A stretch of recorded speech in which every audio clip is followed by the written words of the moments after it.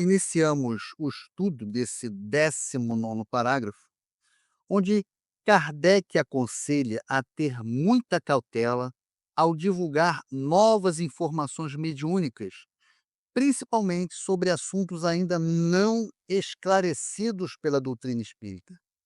Se for necessário divulgar, que seja feito com a opinião de um espírito, e não uma verdade definitiva.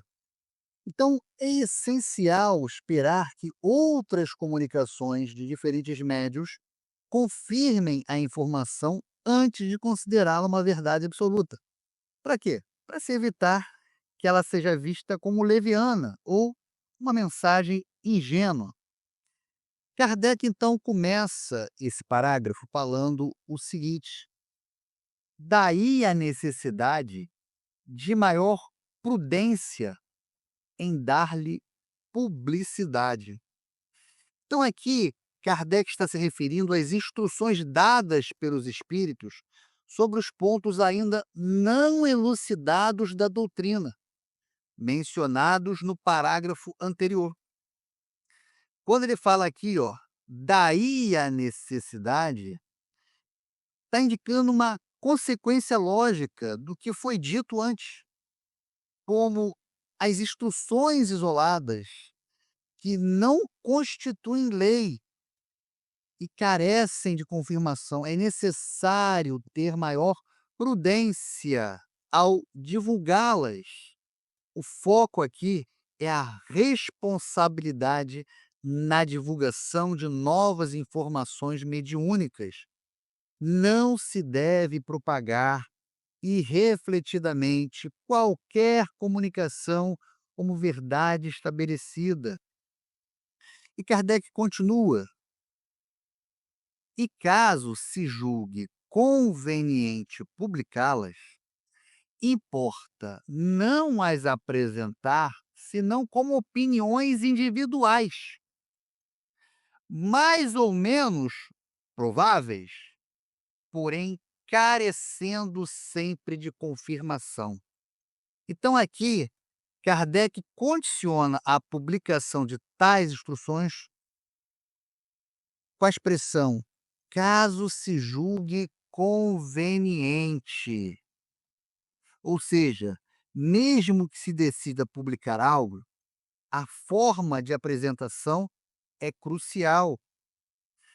Na expressão não as apresentar, senão como opiniões individuais, reforça a ideia de que essas comunicações não se devem ser divulgadas como verdades absolutas ou doutrinárias. Elas devem ser entendidas como a opinião de um determinado espírito e que está sujeita à verificação. Nessa parte em que ele fala mais ou menos prováveis, Kardec indica que algumas comunicações podem parecer mais plausíveis do que outras, mas a probabilidade não é suficiente para atestar a veracidade.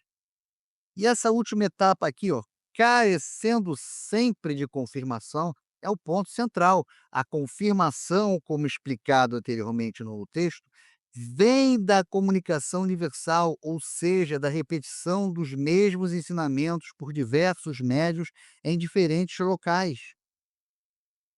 E Kardec continua: essa confirmação é que se precisa aguardar antes de apresentar um princípio como verdade absoluta, a menos se queira ser acusado de leviandade ou de credulidade irrefletida. Então veja que aqui, nessa última etapa, Kardec enfatiza a necessidade de aguardar a confirmação antes de proclamar algo como verdade absoluta. Quando ele usa aqui, ó, a menos, ele está introduzindo uma advertência.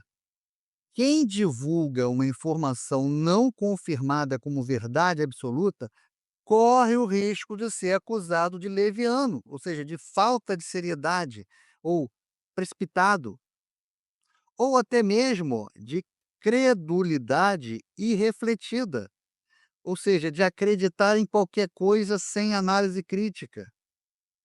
Esta é uma forte recomendação à cautela e ao rigor na divulgação de informações mediúnicas.